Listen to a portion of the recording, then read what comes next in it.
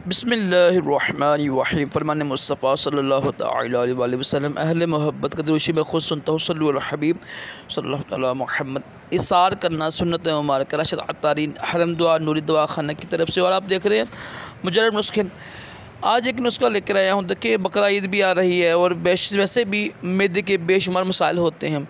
तो जिनको मैदे के मसाइल हो ना, जलन हो, तजाबियत हो, गैस हो, जो भी हो, मैदे का दर्द हो, तो ये नुस्खा बना रहे हैं आप। इसमें बड़ी आसान चीज़ें हैं। इसमें ना और सफ़ेद ज़ीरा ना, सफ़ेद ज़ीरा उसको तवे में पहले भून लें। सफ़ेद ज़ीरे को तवे में भून कर इसमें अल्लाह भला करे आप सौंफ मिला लें। आप वो है ना इलायची कला, बड़ी इलायची मिला लें।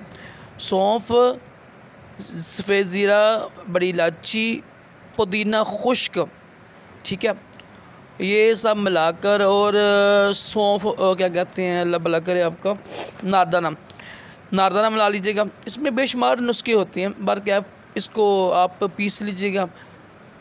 जो चम्मच है ना, चाय का चम्मच है ना, उसका तीसरा हिस्सा आप इस्तेमाल कर सकते हैं खाने के बाद पानी में के साथ। इंशाअल्लाह ठीक हो जाएगा। कोशिश करें ये ना तली हुई चीज़ें, बादी चीज़ें जो है ना, फ्राइज की हुई चीज़ें, इनसे बचा करें। ये है ना, यानी बोतलें जो है ना, जितनी बोतलें हैं उनसे बचें।